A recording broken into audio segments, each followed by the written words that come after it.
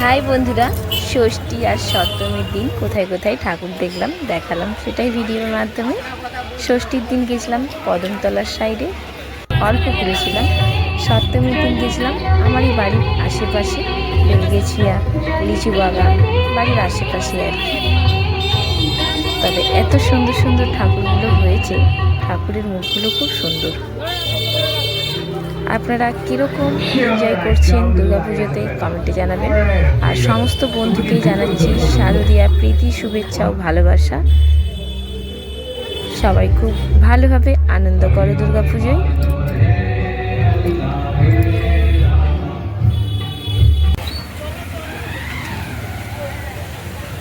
এখানে পুকুরের মধ্যে খুব সুন্দর একটা জলের ফোয়ারা করেছে। এটা হচ্ছে বেলগেছিয়া। জলের ফোয়ারাটা কিন্তু দেখতে অসাধারণ লাগছে।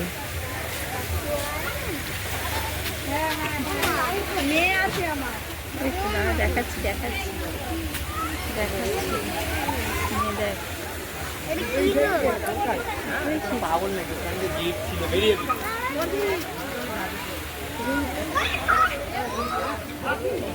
কি গো ধরো, একে ওটা দিয়ে ঢুকতে হবে। বেলগেছিয়ার প্যান্ডেলের অসাধারণ কাজ হয়েছে, একবার দেখে নেবেন বন্ধুরা। এতটা সুন্দর, অনেক বড় এরিয়া নিয়ে প্যান্ডেলটা তৈরি করেছে।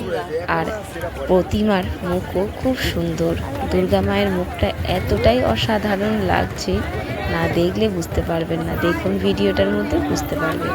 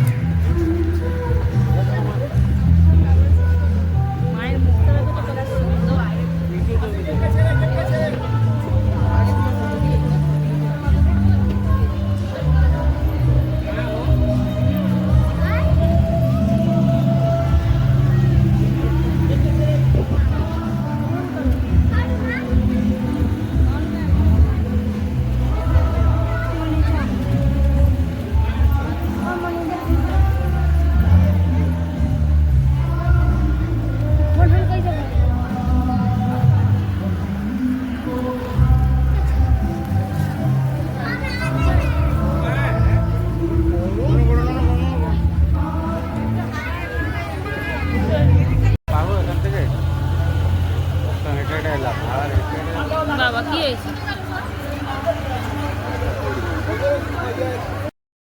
আমরা কিন্তু ষষ্ঠী সপ্তমী খুব সুন্দর আনন্দ করে ঠাকুর দেখেছি। ওয়েদারও খুব সুন্দর ছিল। অষ্টমীর দিন ওয়েদার কিন্তু মেঘলা, তাই ঠাকুর দেখতে কোথাও যেতে পারবো কি না সেটা বুঝতেই পারছি না। এতটা আনন্দ করেছি 2 দিন।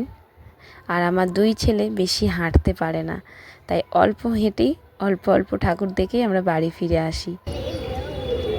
এটা হচ্ছে আমাদের বাড়ির সামনের প্যান্ডেল। অষ্টমীর দিন পুষ্পাঞ্জলি দিতে গিয়ে তোলা হয়েছিল ভিডিওটা। খুব সুন্দর প্যান্ডেলটা করেছি।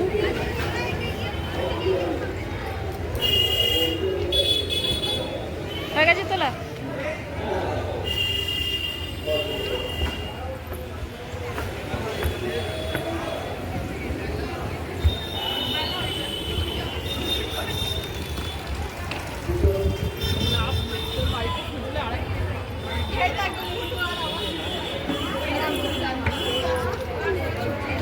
পুরো ভিডিওটা দেখার জন্য অসংখ্য ধন্যবাদ। পরের ব্লগে অবশ্যই দেখা হচ্ছে। প্রত্যেক বন্ধুই খুব আনন্দ করে দুর্গাপুজো।